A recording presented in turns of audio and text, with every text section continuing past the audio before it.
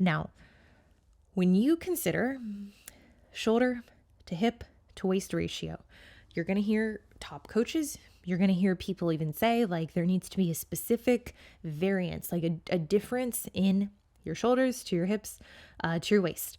And yes, I heavily subscribe to that thought process, but you also have to consider some people are built more broad, like clavicularly, like my bones, they come out further than some people's. Now my hips, my actual like iliac crest, like that is not as wide as some people's are. So basically built like an upside down, like a snow cone, basically, without the top. So just a cone. But when we consider what needs to happen, like where we need to take measurements, how often we need to take them, and how to interpret them.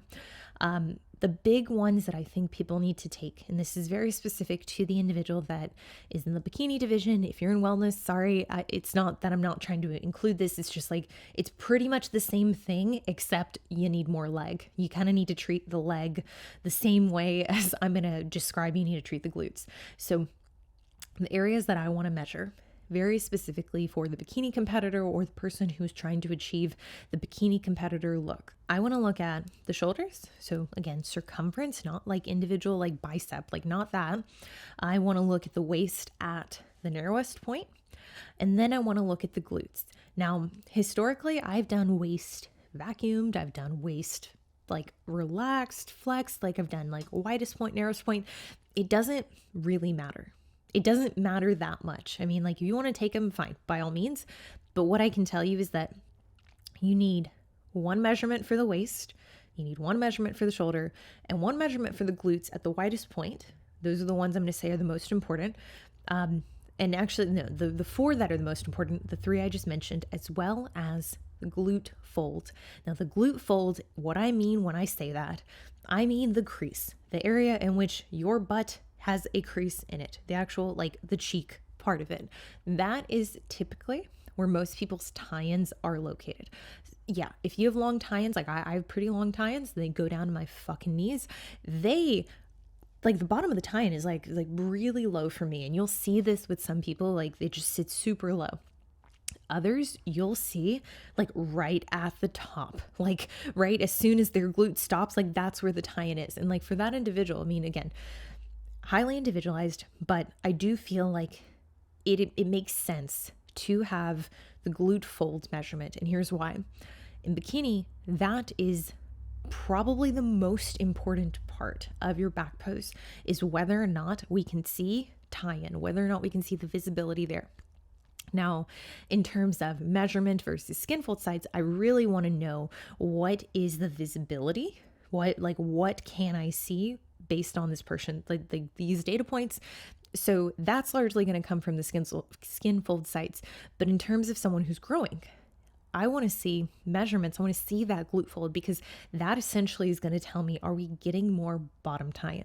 Are we in the case, like, yeah, like it, I'm not going to fucking tell someone, be like, hey, if you have low tie-ins, you need to measure right at the very like base. Like, I'm not going to do that, because frankly, it is going to be so nuanced. And I mean, like, if you want to do it that way, that's fine. This way works standardly for most people, for all people. It works for everyone 100% of the time. The other thing you have to consider is that this is where a lot of individuals store body fat. So in the case of a build, if you are, let's say you're like Jen Dory, and I mean, Jen has a beautiful physique and she stores body fat very favorably in her hips, in her lower body. Now this is someone that I would say is like, okay, if we're measuring glute growth, we know that like we're going to see expansion of this circumference of this measurement, probably alongside weight gain, to ensure that this is actual like muscle coming on, that this is the quality of size of poundage that we want to see. Yes, we might see skin fold sides go up in this area, but we want to see that measurement going up as well. Now, I'm going to get into skin fold sites next, so that's going to make a lot more sense. But continuing on measurements, I also personally, like I want to see,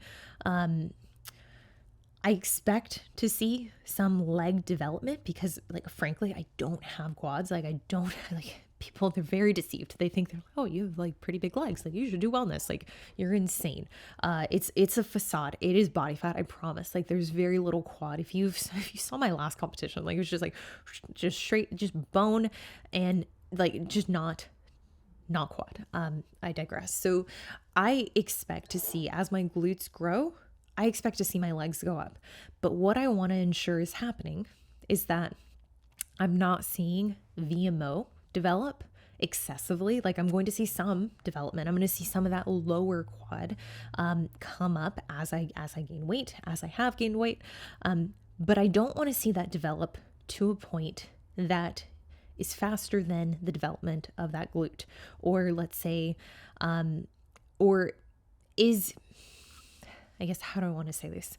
I want to see the rate at which all parts of my leg are developing, because I want to essentially know, okay, if I need to make a modification to training, I want it to be rooted in something that's subjective. I don't want it to be rooted in a sensation like I feel my quads working excessively. When you have negative quads, just like any body part that's untrained, it's going to bitch and moan when it has to do any work. So when I do upper body exercises, because I don't train arms, whenever my biceps are recruited on account of my lats failing, they bitch and moan. I can feel them, and they're very upset that they have to participate whatsoever because they're very lazy because they aren't recruited often.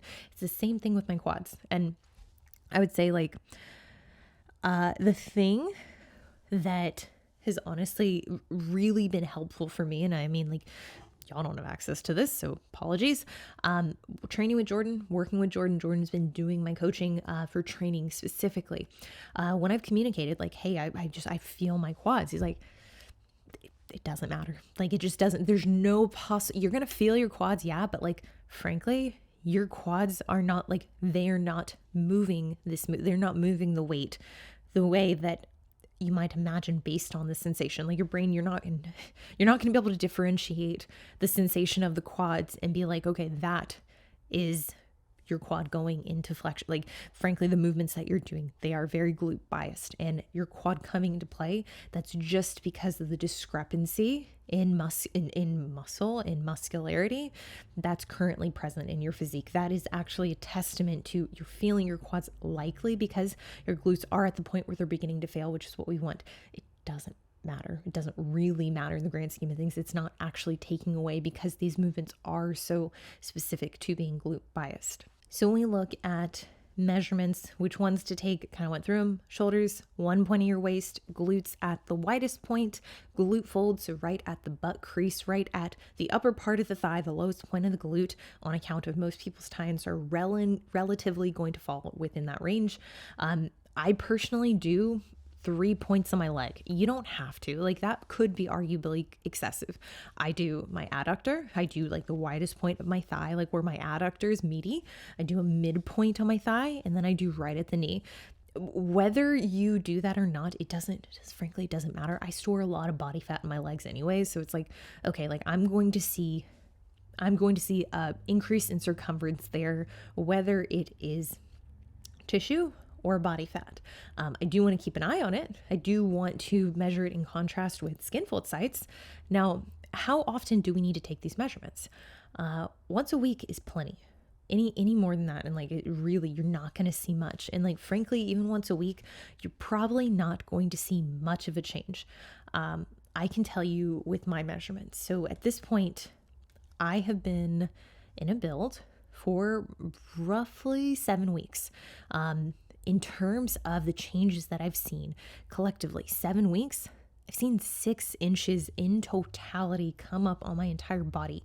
Now, you have to keep in mind, like, one of those is my waist. When you look at like my shoulders, okay, they've come up like 1.2 inches. My glutes, they've come up 1.5 inches. My legs, like those 3 different points, I mean, like, collectively, those are individual measurements. So we're looking at the sum, but in the sum, in 6.5, 7 weeks, 6 inches. Like, I mean, like, we're not talking about a ton, and some of that change is irrelevant because it's not the change that we want to see. So when we really look, like, comparatively, like, week to week, we're probably not going to see much of a change. And that's where measuring the same way every single week, that's where it's so important for you to do. So I would use like landmarks, like birthmarks, a specific, if you're using a fucking tape measure, like, I mean, measure up from your knee. This is the point in which use your belly button, use a point on your shoulders, like try to do it the same way every single time. And personally, I would rather do it myself. I think if I had someone else do it, I think, frankly, it's going to be a greater degree of discrepancy in how they measure.